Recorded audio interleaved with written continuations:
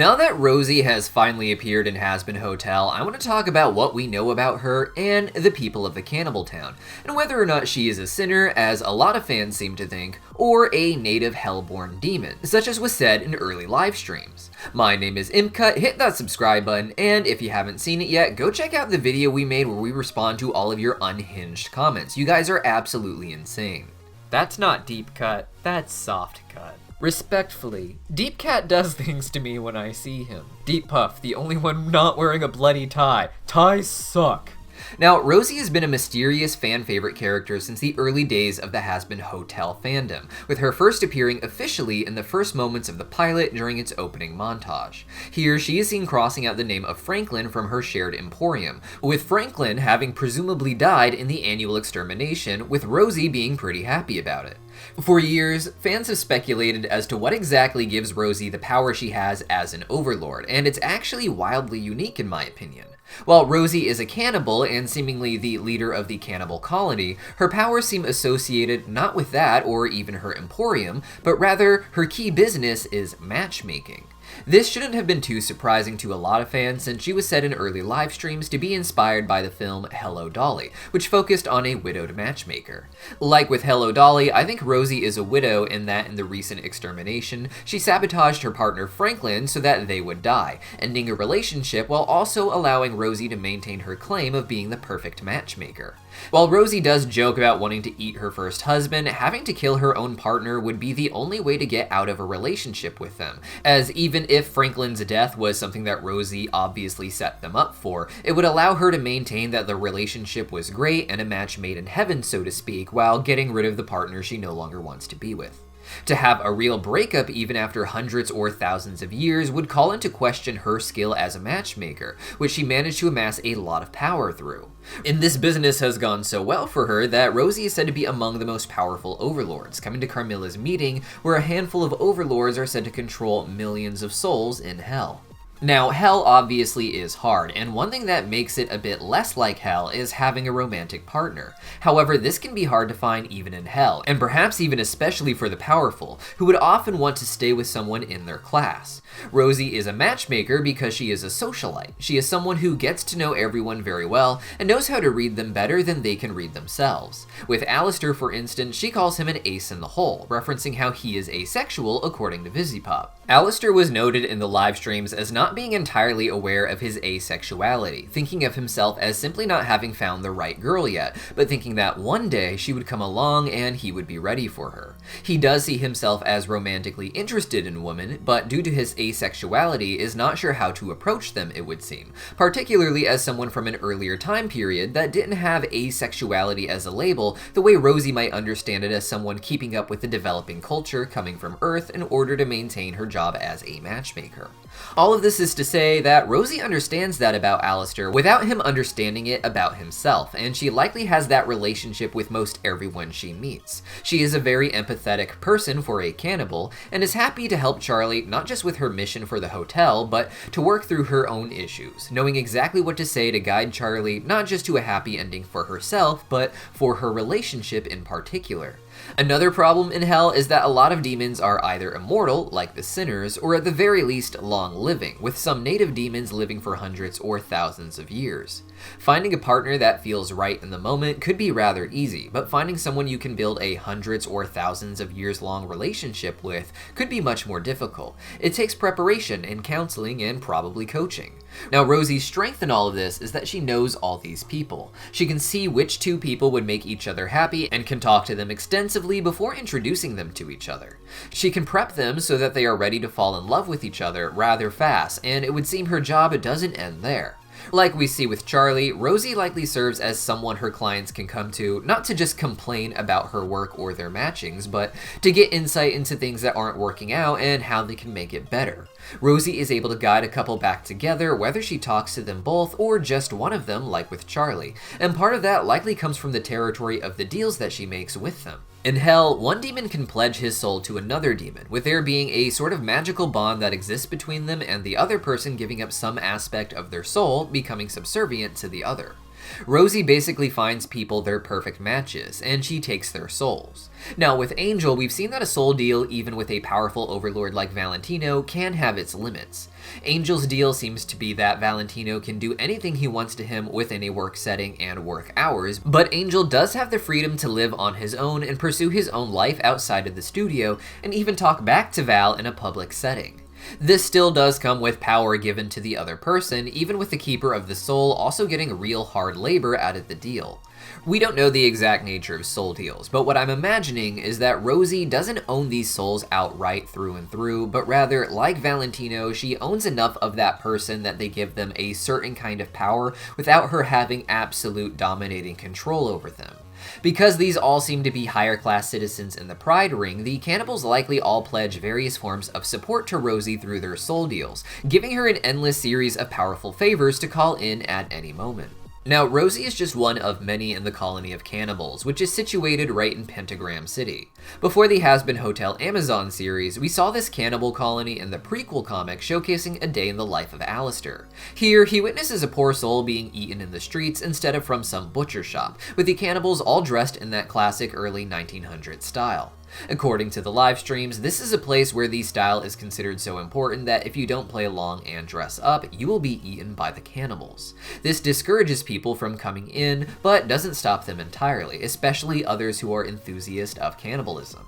Now, the big question is whether or not these are sinners or natives to hell. For those who don't know, Hazbin Hotel focuses primarily on the sinners, who were humans on Earth that died and went to hell because of their sins. They can manifest in any shape or form, with it being decided by their life on Earth and their sins.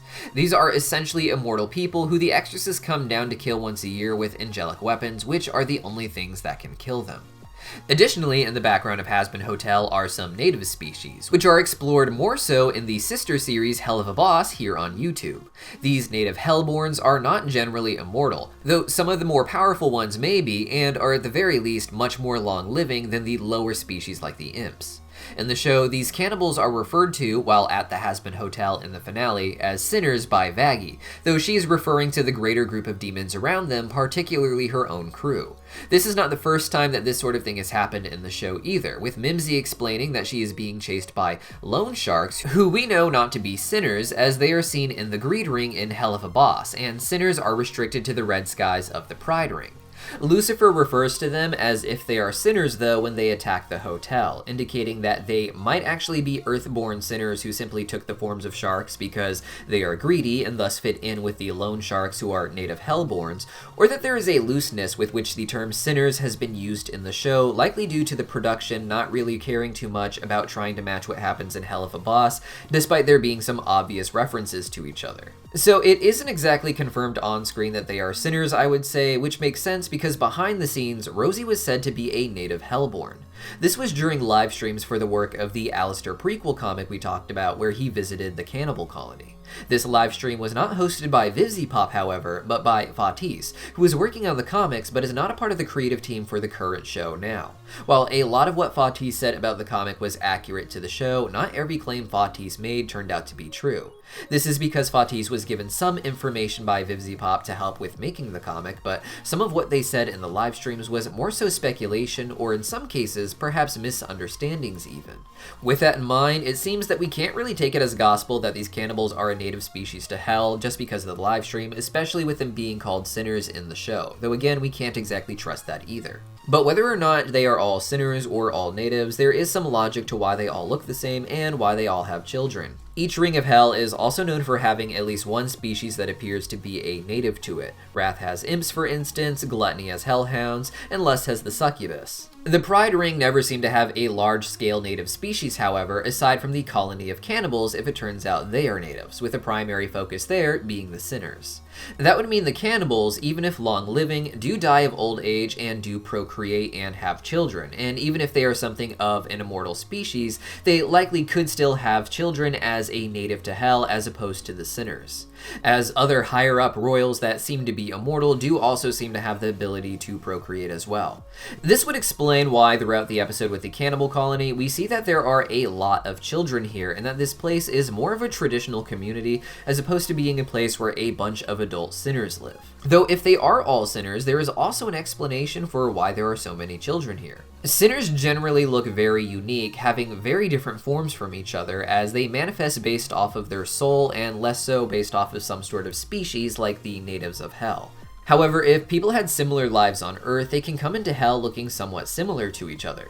A good example of this is Angel, who from early behind-the-scenes artwork we can see is a very fluffy spider, just like his father Henrowan and his brother Arachnus.